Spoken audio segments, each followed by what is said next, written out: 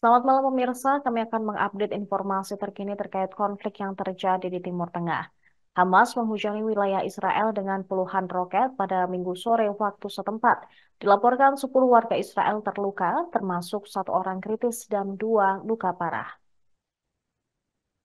Militer Israel atau IDF membenarkan sekitar 10 roket dan mortir diluncurkan dari kawasan Rafah di Gaza menuju Karem Shalom. Setidaknya 10 roket tersebut diluncurkan dan beberapa roket meledak di dekat fasilitas militer Israel. Ada laporan korban luka termasuk pula tentara, namun mereka telah mendapatkan bantuan medis dan dievakuasi ke rumah sakit.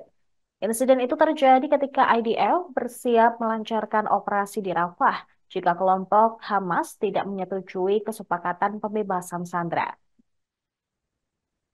Tak lama setelah serangan tersebut, laporan berbahasa Arab mengatakan bahwa IDF melakukan serangan udara di Rafah.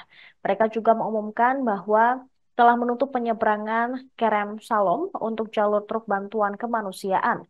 Hamas kemudian mengaku bertanggung jawab atas serangan tersebut dan mengatakan bahwa mereka sengaja menargetkan sekelompok tentara Israel. Beberapa saat sebelumnya, rentetan roket besar yang berjumlah sekitar 30 roket juga ditembakkan oleh kelompok Hizbullah di Lebanon menuju Kiryat Shmona. Beberapa roket jatuh di kota tersebut, termasuk satu roket menghantam gedung dan kendaraan secara langsung. Bagian David Adom atau layanan pusat darurat di Israel mengatakan bahwa para medis di Kiryat Shmona merawat seorang pria berusia 65 tahun dan pria tersebut dalam kondisi luka ringan akibat pecahan roket. Selain itu, ambulans dari Magen David Adom juga terkena serangan roket Hizbullah.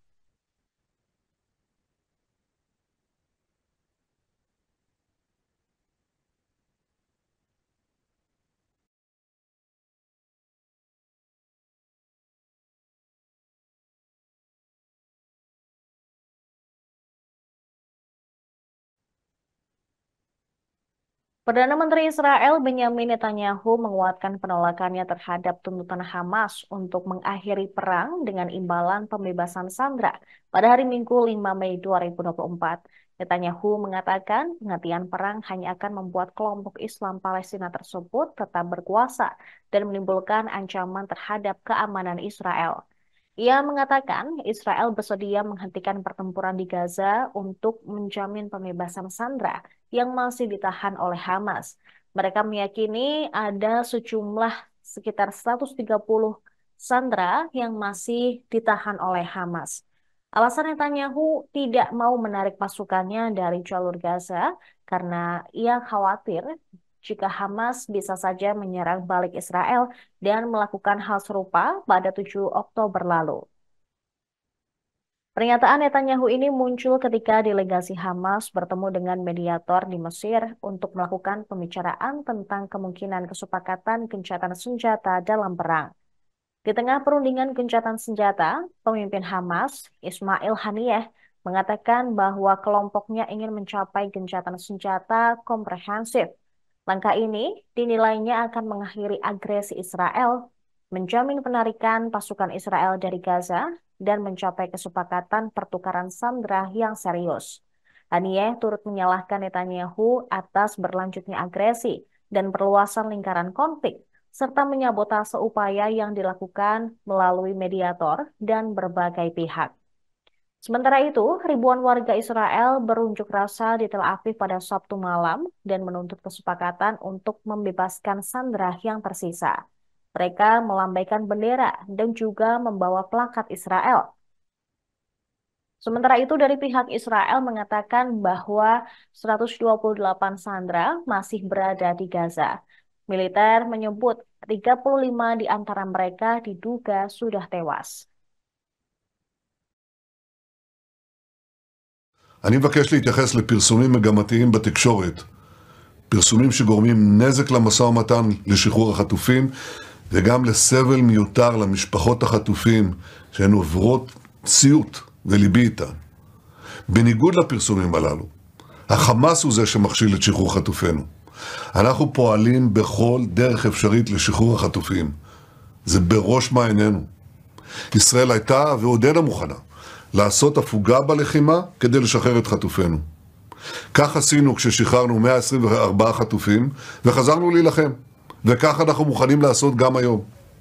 בשבועות האחרונים אנחנו פועלים מסביב לשעון כדי לגבש הסכמה שתחזיר את החטופים. ושוב, בניגוד גמור לפרסומים.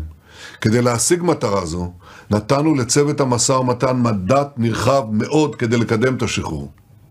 עשינו זאת מתוך החובה העמוקה לחטופים ולחטופות, וכדי לשים קץ לסבל הנורא של המשפחות.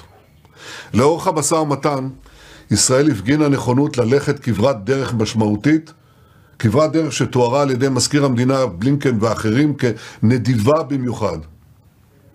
אבל בעוד שישראל הראתה נכונות זו, החמאס נשאר מבוצר בעמדותיו הקיצוניות, ובראשן הדרישה להוציא את כל כוחותינו מהרצועה, לסיים את המלחמה, להשאיר את החמאס על כנו. מדינת ישראל איננה יכולה לקבל זאת.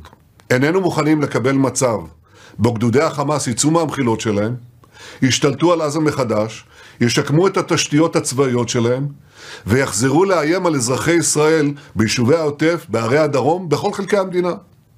במקרה זה, ה7 באוקטובר הבא זה רק עניין של זמן. החמאס יוכל לממש את הבטחתו לבצע שוב ושוב ושוב את מעשי הטבח, את מעשי האונס והחטיפות. האם לשם כך נפלו גיבורים וגיבורות? Para pemimpin Hamas mengadakan perundingan gencatan senjata hari kedua dengan mediator Mesir dan Qatar pada hari Minggu ini. Ketika perundingan terbaru sedang berlangsung, warga dan pejabat kesehatan mengatakan bahwa pesawat dan tank Israel terus menggempur wilayah kantong Palestina sepanjang malam.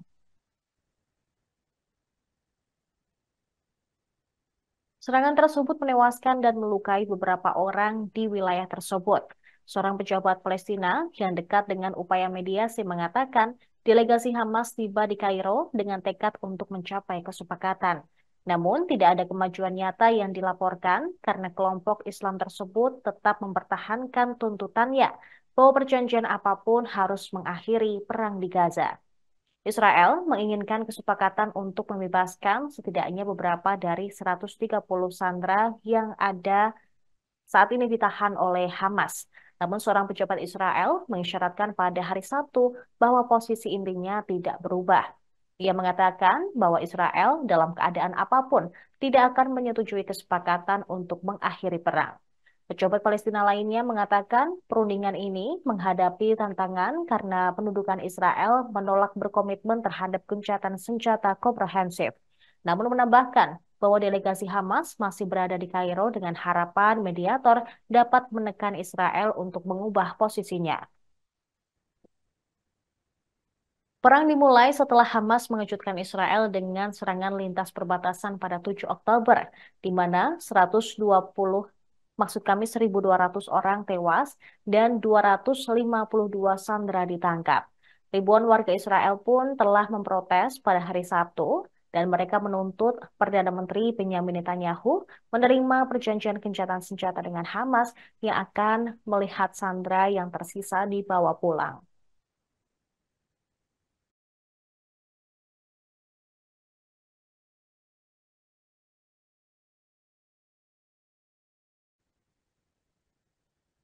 Demikian informasi terbaru saat ini. Kami akan terus mengupdate informasi terkait konflik di Timur Tengah hanya di Tribun News. Download Tribun X sekarang. Menghadirkan lokal menjadi Indonesia.